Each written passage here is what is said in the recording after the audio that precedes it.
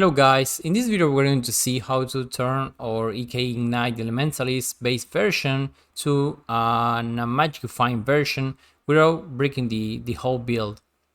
So the first step is to see what are the slots that we can give up in order to replace them with the Quant gear. The bow cannot be replaced in my opinion because we have all of our aura setup there, and losing the extra gem levels that we have as mods in our bow that will make us to lose some of the auras. So that would mean a lot of less damage. And also the Wind Reaper has a conditional mod that we have to kill the mobs that are frozen. So I think that's too much trouble for the build. So yeah, we are skipping the weapon slots. Then we have the helmet that, as you can see, it's less than 20% damage, so that's pretty acceptable. But in the Samsung League, we currently don't have a good option for a helmet with Quant, so we unfortunately have to skip also the helmet slot. Then we have the gloves. As you can see in the image, that provides almost 50% of our damage. That's honestly a lot of damage, but there is a catch, and that is that the gloves has an implicit that gives us the fire exposure, and that is fire exposure is the base exposure that gets then amplified by other sources in our build. So if we manage to get the base exposure from another source, for example a cluster jiggle, then the damage loss from the gloves won't be that impactful. Then we have the boots. As you can see, the damage is pretty low, so that's a good option and a good slot to be used to exchange by a unique with Quant. And one thing to mention here is that I personally have the element immunity set up in the boots with Storm Shroud and the shock avoidance in the boots. So I would be using the element immunity, and that for quality of life is pretty high. Then we have the rings, one of the most important slots for the Quant. So we want to change and compensate whatever we lose in the rings. The Polaroid actually gives us a lot of damage and some of elemental resistances, and our second ring gives us the Curse on Hit. So that's more damage, and also some stats have a big strength role in the right ring, so I will have to somehow to compensate for that later on. And the rest of the gear is basically non-negotiable. We have, for example, the amulet that gives us a ton of damage, and it kind of defines our build with all the conversion and the extra damage as chaos. And the chest has all of aura setup with the extra levels with empower, so that's something that you cannot replace with another thing, especially if you are changing that important piece of gear with unique that is kind of bad but has Quant. And of course the headhunter cannot be replaced. I think that's pretty good for extra damage, considering that we are losing a lot and for extra defenses. So in summary, we have our boot slots, the glove slots, and the ring slots to be actually eligible for changing with unique with Quant. So for the boots, we are using the gold rims. Those are a pretty good pair of boots. They give us a sizable amount of quantity. That's a max of 20%, and we are going to be aiming to buy a 19 or 20% increase of quantity. Then it also has a really high roll.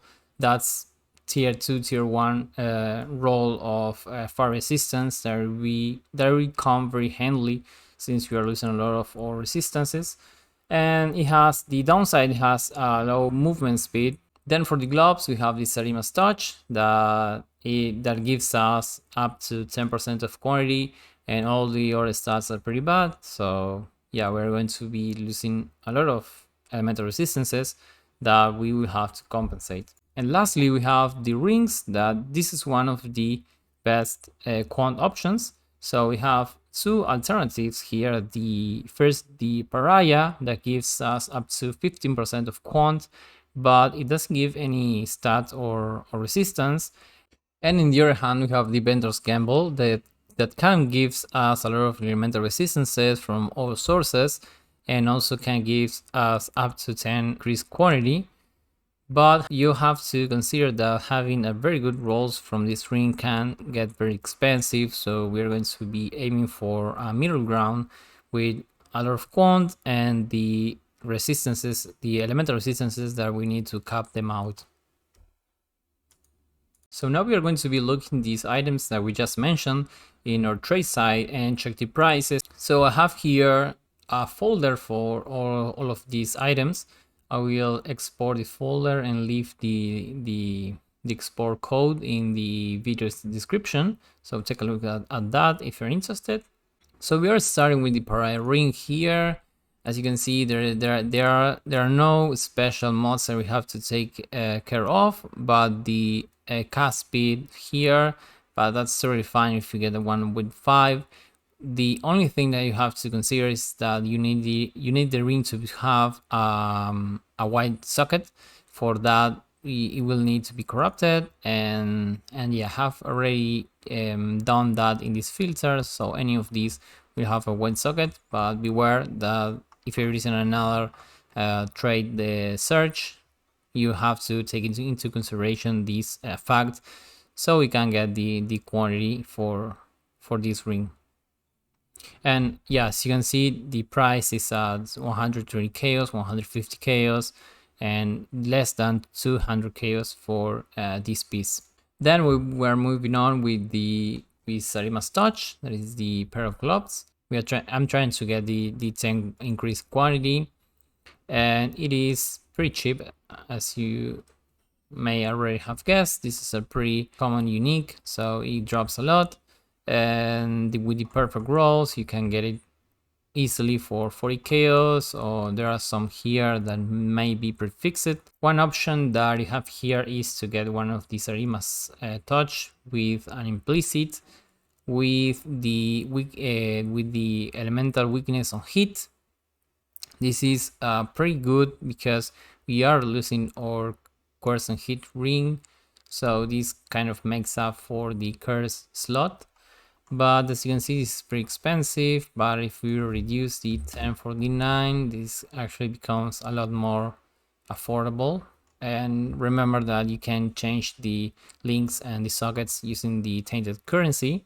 Then for the boots, the gold rims, we have the search made for the max quantity. You can also maximize the fire resistance. I personally didn't need that much, so yeah, any of these made for my build. Yeah, it's very cheap, as you can see. It's 10 chaos, 12 chaos, 15 chaos. There's no reason to not get these boots.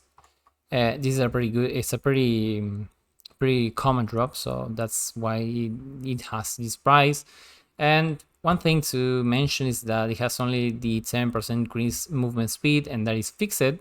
But you have a corruption for the boots with movement speed, so you can kind of work out with that. But as you can see, it has a high price. It's close to 10 divines, and yeah, that's quite a lot for some extra movement speed. I think that personally it is worth. But yeah, consider your budget, and if you don't have it, that's perfectly fine still, or you don't want to spend that amount of currency. Then you can get the movement speed corruption with 90 increased quantity. And as you can see, the price drops a lot, way more affordable for 3 or 5 divines. You can even drop one more, and you can have for 1 divine. This is pretty okay. These are very good deal actually. You can change the sockets with attended currency and stuff, and for 1 divine you can get. Then for the vendor's gamble, I have a search here with the amount of resistances that I personally needed with the 10% increased quantity. So as you can see, with all the 35 in the 3 resistances, the ring goes for about 100 chaos, or more like 1 or 2 divines. As you can see, the ring is pretty good. I personally only care for the quantity. And finally, I have a search for the jewels where we can get some extra resistances, and we can also add some of the dexterity or strength stats if we are losing too much from the pieces that we take out. And one thing to mention here is that I personally really like the damaging elements faster, so we're nice to be faster. These are a pretty good multiplier for builds, so I would try to get one jewel with the elemental resistances, the stats, and to have this mod 2 present in the jewel.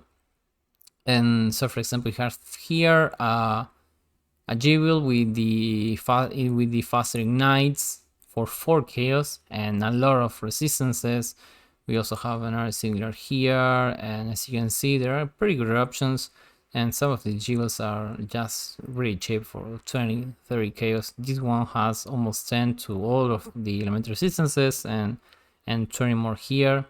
Yeah, you have to keep an eye here and take some of the good jewels. And for ending the video, I'm gonna show you the actual transition in game. So as you can see, I have all the pieces that I did mention to change. I'm gonna show you that here in the mid section we have no quantity at all. So we're going to get all the quantity that we're going to get here are coming from these items. And yeah, as you can see, I already have the socket colors that I can change, the sarimas.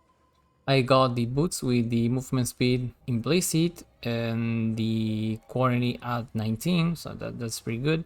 And the sarimas, I don't have still the one with the elemental weakness, but I probably will get ones more advanced in the league. So yeah, we will change this and this. That's mark the order, and I have some of the jewels and the storm shroud that is here. We're exchanging for any of these, and here I have the jewel with a lot of resistances and more faster ignites. So yeah, and changing there. These are pretty bad jewel that I still didn't change, so it's fine to switch this out. You should have jewels like this with 4 mods, live, damage mods, and faster ignites. So you can replace one of them. And I also had to refund.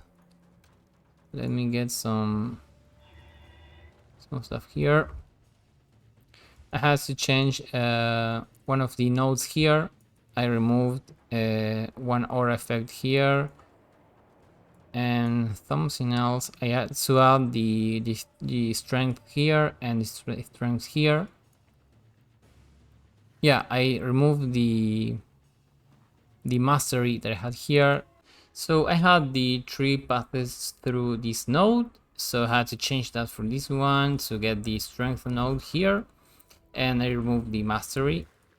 And yeah, that's basically it for capping my stats needings. So we ended up with a character with 54 amount of quantity with all the gear that we switched out, with the cap resistances and with all the stats that we needed, and of course with a character that deals enough damage and it's it's tanky enough for the endgame content that we're going to be running to farm, for example, divination cards. I will leave in the video description the POBs with the before version and the after version with all the MF stuff.